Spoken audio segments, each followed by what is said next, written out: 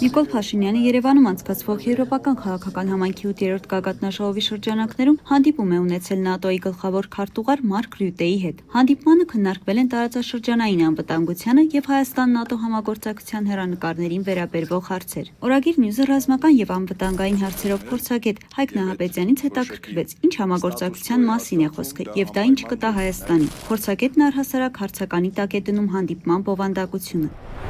Նախ հետաքրքիր են փաստը, որ ինչ գործուներ ՆԱՏՕ գլխավոր քարտուղարը Եվրոպական համայնքի քաղաքական գագաթնաժողովում կամ Հայաստան Եվրոմիության գագաթնաժողովի ինչ գործում է այդտեղ։ Իսկ ինչու են զբաղվում դրանք։ ՆԱՏՕ գլխավոր քարտուղարը գալիս է եւ ինչ։ Ակնհայտ է, որ այն ինչի համար որ այստեղ եկել են իբր քաղաքական համայնքի գագաթնաժողով։ Դրանց մեջ սկզբունքորեն այլ որակումներ է դրած։ Հայկ Նահապետյանի խոսքով սա սովորական հանդիպում չէ։ Իրականում նախ այցը, եթե Միացյալ Նահանգների ներկայացուցիչ եւս լիներ, եթե չլինեին լարված հարաբերություններ Միացյալ Նահանգների եւ Եվրամիության միջեւ, ապա կարող ենք առանց վերապահել ասել, որ Հայաստանում ՆԱՏՕ-ի գագաթնաժողովը դեր ունենում։ Ինչ գործունի այդ գագաթնաժողովին Կանադան, համայնքի անդամ է Եվրոպական, կամ Թուրքիան, կամ Ադրբեջանը։ Ռազմական փորձագետն ուշադրություն է հրավիրում այս գագաթնաժողովի շրջանակներում ստորագրված փաստաթղթերի։ Հայաստանի վարչապետ Քոչարյանի եւ ՆԱՏՕ-ի գլխավոր քարտուղարի հանդիպումը առանց որ Բրիտանիայի եւ Ֆրանսիայի Հայաստանը ստորագրեց ռազմավարական գործընկերության փաստաթղթեր, մեկը ուշագրի, մեկը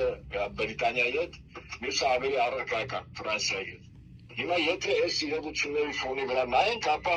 մեզ համար տեսանելի կլինի, թե ինչու են ՆԱՏՕ-ի գլխավոր քարտուղարի հետ հանդիպում եւ ինչ համագործակցային դաշտ կա։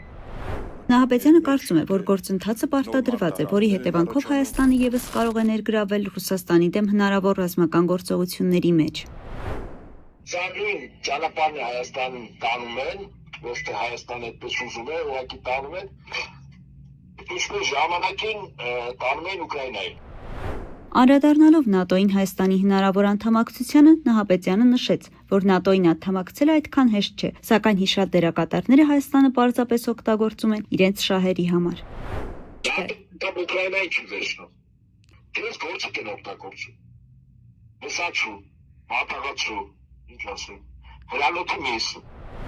Ամփոփելով խոսքը Նահապետյանը նկատում է, որ Ռուսաստանի դեմ պատերազմելու են հետխորհրդային երկրների բանակները եվրոպական երկրների տրամադրած զենքերով։ Ըստ նրա Հայաստանին փորձում են հենց այս գործընթացում ներգրավել, ինչը շատ ավելի լայն աշխարհաքաղաքական խաղի բաղադրիչ է եւ իր մեջ չափազանց մեծ ռիսկեր է պարունակում։ Մերի Հակոբյան, Օրագիր Նյուզ։